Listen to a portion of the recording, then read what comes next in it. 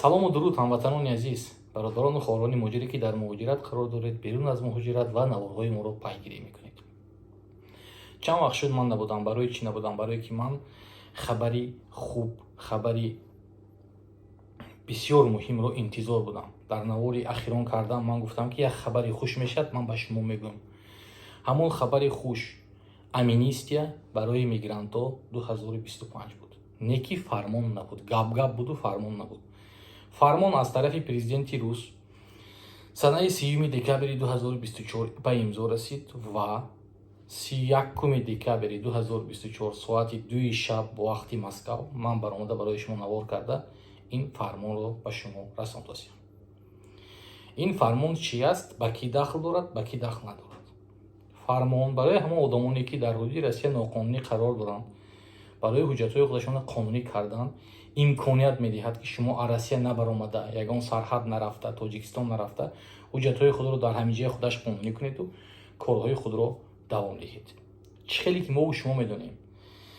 5 феврали 2025 қонун бо ном висилка ба кор медорад ва одамои ноқонунӣ бояд ки Россияро тарк кунанд буд.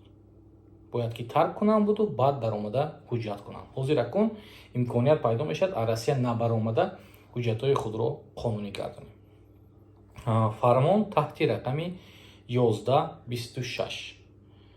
ҳатман ба шабакаи мо обунуфтанро фаромӯш намекунем. наворро гирифта ба наздикону ба хешонон ба ҳамаи шиносо ба шабакаҳои иҷтимоӣ равон мекунем ки то ки ҳама аз ҳамин хабар огоҳ бошанд. акнун баъди 10 январ ҳама корхонаҳои рус ба кор медорад ва маълум мешавад ки чӣ хел карда худамон ҳуҷҷатҳои худро қонунӣ кунем. вақте ки ҳамин хабар омада ба ман расид, ман баромада дар ҳамин шабакаи худамо ҳамаша фаҳмонда мегузарам ки чӣ хел кардан дар кор, чо кардан дар кор, куҷо рафтан дар кор, ба кӣ дахл дорад, ба кӣ дахл надорад. барое ки ҳозир фармон ҳаст, имзои президент ҳаст. метавонед ки аз Google аз Яндекс даромада нависед дар поискаш ки указ номер 1126 от 30 декабря 2024 года. агар ин фармон ҳақиқӣ намебуд, ман баромада соати 2 шаб ба шумо навор намекардам ки ба шумо ин хабари хушро расонам. ин дар ҳақиқат хабари хуш аст. барое ки ҳозир шумо Тоҷикистон меред, 9 моҳ бояд дар Тоҷикистон истед мувофиқи қонунгузориҳои нав. баъди 9 моҳ омада баъд ҳуҷҷатҳои худро қонунӣ кунед. ҳозир баромаданатон шарт нест.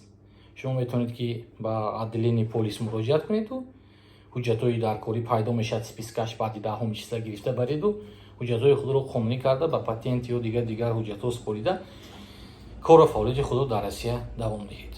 указро ман расм гирифта бо дар телеграми худ мепартом. телеграми мо қонун РФ даромада обуна мешавем ва указро дар ҳамон ҷо хонда бо боварӣ ҳосил мекунем.